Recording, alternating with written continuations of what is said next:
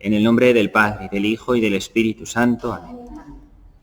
Pues continuamos estudiando los textos de la institución de la Eucaristía en la Última Cena y estábamos la vez pasada tratando de arrojar un poco de luz sobre la versión más primitiva de los 4 textos que se presentan. Y aunque habíamos concluido que no se podía decir con total exactitud cuál de ellos fuera el más antiguo, sin embargo sí que habíamos podido concluir que todos ellos tienen una gran antigüedad, ya que el más tardío podía ser quizá como muy tarde de los años 50, la siguiente década posterior a la resurrección de Cristo. Y los más primitivos, aquellos que pertenecen a la pareja de Marcos y de Mateo, de los años 40, ¿no? A los pocos años de resucitar el Señor. Hoy vamos a intentar analizar algunos elementos de los textos, las palabras y de los gestos del Señor al instituir la Eucaristía sobre su pertenencia al origen, al núcleo más primitivo o más genuino, más histórico del texto. Y entonces nos fijamos en primer lugar en la fórmula sobre el cáliz, en la que el Señor habla de la sangre como sangre de la alianza. Respecto a esta fórmula, aquellos que sostienen que la versión más antigua es la de San Pablo y San Lucas, pues dicen que a lo mejor eso es así porque en San Marcos se ve que cuando San Marcos dice esta es la sangre de la alianza, en su texto, ahí hay un paralelo con un texto del Antiguo Testamento, del libro del Éxodo, por lo cual puede ser que lo haya redactado queriendo hacerlo coincidir con el Antiguo Testamento y a lo mejor sería más genuina y más cercana a los hechos históricos la versión de San Pablo y de San Lucas, que dice, por su parte, esta es la alianza en mi sangre. Sin embargo, esto no se puede decir que sea así. En realidad no hay tal paralelismo en el texto de Marcos o de Mateo con esa palabra del Antiguo Testamento, porque precisamente en San Marcos y también en San Mateo se ve que respecto de las palabras del pan no hay ninguna explicación, y sí la hay sobre las palabras del vino, que parecen llevar todo el peso de la frase. Y entonces queda todo como un poco asimétrico, nada parecido a algo paralelo, ¿no? Además, ese texto del Antiguo Testamento, del capítulo 24, versículo 8 del Éxodo, tenía otro significado. Allí estaba Yahvé hablando a Moisés, diciéndole, esta es la sangre de la alianza que Yahvé ha hecho con vosotros. La sangre se predicaba de la alianza que Yahvé había hecho con el pueblo. Se refiere a la sangre con la que los hebreos tenían que untar las puertas de sus casas cuando el ángel del Señor iba a pasar aquella noche hiriendo a los primogénitos de Egipto, ¿no? En cambio, en San Marcos, igualmente también en Lucas, este predicado no se refiere a la alianza, sino a la sangre que es derramada por vosotros. En ambos casos, tanto en el texto de Marcos como en el de Lucas, lo que quiero decir es que el centro de la frase es la sangre y no la alianza, como ocurría en el texto del Éxodo. Es decir, que no se puede ver ahí un paralelo con el texto del Éxodo porque San Marcos, también San Mateo, están diciendo otra cosa distinta. Esto es importante.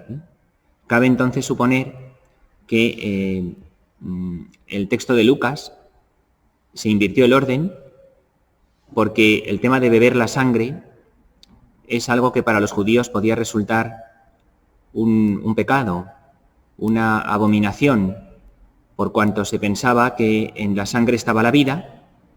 Beber la sangre podía querer indicar algún tipo de superstición animista, ¿no? Querer beber la vida de los animales o de otros seres vivos. Y eso era algo que en la ley de Israel estaba totalmente prohibido. Era un pecado grave sancionado por la ley del Levítico, del libro del Levítico. Por ello, se piensa que este gesto, y quizás San Lucas, para tratar de evitar lo fuerte que podía resultar esa expresión, quizás San Lucas pudo cambiar el orden de los términos y en lugar de decir, como dice San Marcos, bebed la sangre de la alianza, pues Lucas lo cambiaría y diría, esta copa es la alianza en mi sangre, para atenuar un poco ese significado tan fuerte que podía resultar para los hebreos algo totalmente prohibido, ¿no? Pero precisamente por este motivo, porque en el mundo judío estaba completamente prohibido beber la sangre de ningún ser vivo, se piensa también que esto no puede haberlo inventado ninguna comunidad judía. Estas palabras no las pueden haber inventado los judíos para ponerlas en el texto, porque para los judíos era algo rechazable. Entonces esto es un argumento en favor de su autenticidad. Lo más probable es que históricamente, genuinamente, Jesús hiciese esto y dijese: bebed mi sangre, porque ningún judío lo haría. Ningún judío pondría eso por escrito, salvo si no fuese porque el propio Señor lo dijo. Respecto al rito de la cena judía, tampoco era habitual que el padre de familia, recordáis que estuvimos explicando el rito de la cena hebrea, tampoco era habitual que diese de beber a todos de su misma copa. A lo mejor la copa se le extendía a un invitado o se enviaba a alguien que estaba ausente, pero no, normalmente el padre de familia que dirigía el rito no daba a beber a todos los demás invitados de su propia copa. En cambio, Jesús sí que lo hace.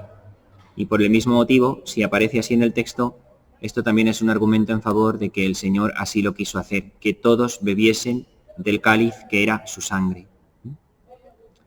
Y por último, se puede pensar que ya hay cierto paralelismo que viene dado por las acciones de dar de comer y de beber. Dar de comer algo que el cuerpo, dar de beber algo el qué, la sangre, ¿no? ¿Qué sentido puede tener dar de beber la alianza, ¿no? Es decir, parece más bien que el texto de Lucas es el que ha sido como posteriormente invertido el orden, ¿no? Esta copa es la alianza en mi sangre, ¿no? Todo esto nos hace pensar que la lectura más genuina, más aproximada a los hechos de Jesús, está más bien en los textos de Marcos y de Mateo. San Lucas pudo cambiar el orden de la expresión de la copa de la alianza en su sangre por estos motivos que hemos dicho, ¿no? Bueno, después también en cuanto a las palabras del memorial, haced esto en memoria mía. Pues igual, sin querer decir con total literalidad cuál fue la fórmula más genuina, sin embargo también se puede pensar que al núcleo histórico más primitivo de lo que Jesús dijo e hizo pertenecen también estas palabras: haced esto en memoria mía. ¿Por qué? Pues en primer lugar, evidentemente, porque el memorial tiene una función decisiva en la Pascua. El paso del Señor, que se va a entregar a la muerte, que va a resucitar y que constituye para nosotros aquel acontecimiento del que hemos de hacer memorial siempre que nos reunamos en su nombre. El memorial va unido a la Pascua. No tendría, sentido sin el acontecimiento de la Pascua. Tiene una función decisiva en el contexto de la Pascua del Señor. Y segundo, porque aunque estas palabras, haced esto en memoria mía, si os fijáis no aparecen en el texto de Marcos que tenéis ahí, pues eso no es una prueba para decir, bueno, como no está en Marcos, que parece ser el más antiguo, pues esto no es histórico. No es una prueba para rechazarlo, ¿sí? Puesto que normalmente algo que es una rúbrica, una orden, algo que hay que hacer, eso no se recita, sino que directamente se hace. Algo que está mandado a hacer, directamente se hace, no se recita. Estás en el ritual y tú no recitas algo que hay que hacer, sino que lo haces. Si Jesús ha querido expresamente que esto se repita en nombre suyo, haced esto en memoria mía, y ha quedado ahí escrito explícitamente ese mandato de reiterar aquel mismo gesto en memoria suya, es porque así lo dijo el Señor. Sin este mandato explícito por parte de Jesús de que se hiciese esto en memoria suya, no habría sido posible que se desarrollase luego la liturgia. Y a lo mejor a día de hoy no estaríamos haciendo esto en memoria suya. Si aparecen esas palabras ahí explícitamente escritas cuando no es necesario, porque las cosas que hay que repetir directamente se repiten y se hacen, no hace falta recordarlo y decirlo, es porque el Señor lo dijo, así lo expresó. Y así luego los escritores del Evangelio lo han puesto por escrito en los textos, ¿no? Después, en cuanto a la expresión por muchos o por vosotros, ¿no? La sangre, esta es mi sangre que se derrama por muchos o por vosotros. También igualmente se puede pensar que esta expresión pertenece al núcleo más primitivo, que se derrama en el cuerpo que se entrega por vosotros, la sangre que se derrama por vosotros o por muchos, es la idea de la expiación, es decir, uno que se entrega por todos, ¿no? Esta idea de que hay uno que se entrega por todos, lo que yo hago, entregarme es por todos vosotros, también se puede pensar que pertenece al núcleo primitivo de la institución de la Eucaristía. Porque esta preposición por, ¿no?, en griego hiper o peri, está en casi todos los textos, en San Pablo, está en Lucas e incluso en Juan, que recordáis no está en los textos de la institución eucarística, no está San Juan. Pues incluso San Juan, en un momento dado en su Evangelio, recoge esta preposición. Solamente falta en el texto de Marcos y de Mateo cuando está Jesús consagrando el pan.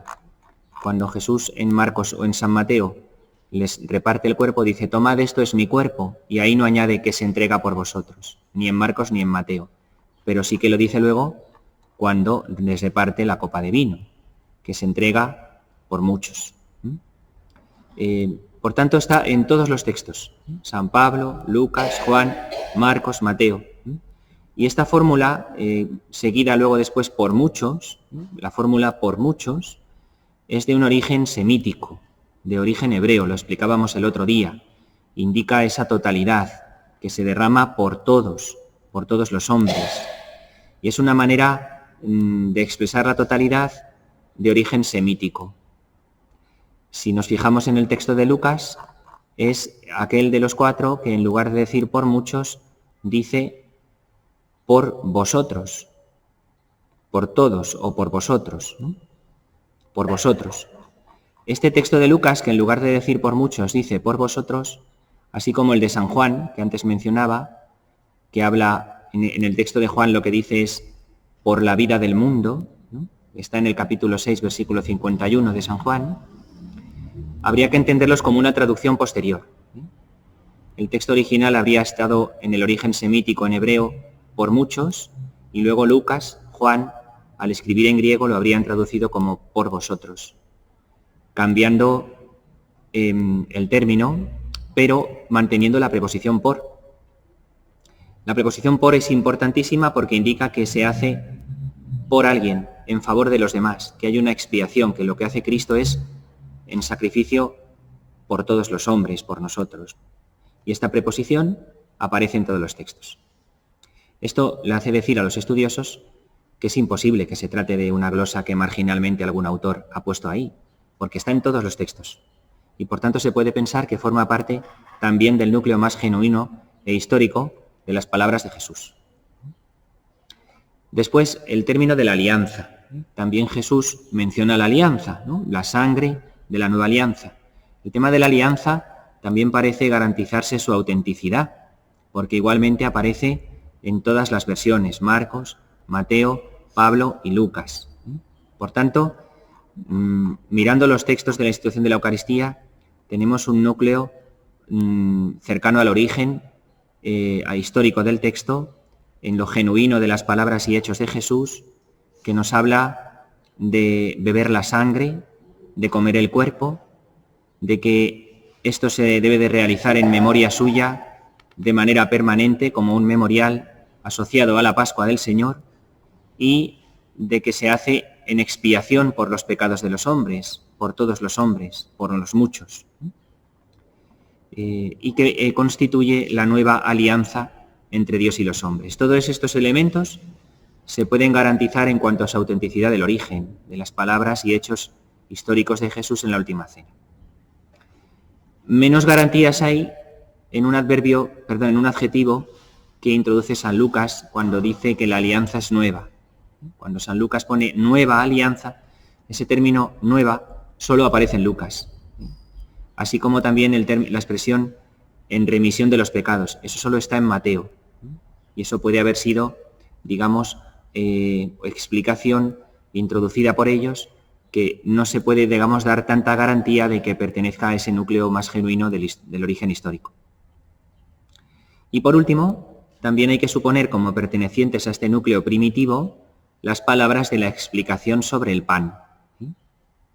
Los dos gestos, sobre el pan y sobre el vino, los dos tienen un entronque muy claro en el mundo judío. Y sabemos que pertenecían al rito de la cena hebrea. Pero en la cena hebrea, como hemos explicado en días anteriores, tanto el pan como el vino estaban separados porque en medio de los dos gestos tenía lugar toda la comida de la cena. En cambio, en la última cena, en los relatos de la institución de la Eucaristía, los dos aparecen unidos y como yuxtapuestos en las palabras y las acciones del Señor. No aparece primero uno, luego se ponen a cenar y al final el otro. No, aparecen los dos unidos. Jesús introduce una explicación sobre ambos gestos unidos. Y esto, pues, resulta digno de crédito, lo podemos creer, por el hecho de que originariamente estaban separados por la comida. Solo si Jesús tiene que dar una explicación particular sobre ambos gestos, en cuya explicación hay una relación entre ambos, entonces Él los une y no permite que vayan separados por una cena que se produce en medio de una cosa y de otra. Solo si hay que dar una explicación particular para dar un significado nuevo al comer el pan y al beber el vino, solo en ese caso, entonces ambos van unidos y relacionados, y así se pueden entender. Teniendo en cuenta que en el rito primitivo de la cena hebrea el pan y el vino iban separados, explicar el pan al inicio de la cena, después cenar y explicar el vino al final, sería una explicación que quedaría como difícil de comprender. Por lo que se puede pensar razonablemente que las palabras de Jesús sobre el pan, que Él ha querido unir a aquellas sobre el vino, también pertenecen al núcleo histórico del relato de la institución. Bien, pues esto en cuanto, digamos, al genuino núcleo histórico de las palabras y hechos de Jesús que aparecen en los textos. Próximo día ya entraremos más en concreto a estudiar algo que nos interesa más, que es el significado propiamente de las palabras de Cristo en la última cena. Hoy hemos, estos 2 o 3 días que llevamos con este tema, lo que hemos hecho es acercarnos a los textos desde el sentido pues más digamos, de análisis interpretativo, en su autenticidad, en su redacción. Ahora ya nos adentraremos en el significado de las palabras del Señor a partir del próximo día. Gloria al Padre, y al Hijo, y al Espíritu Santo.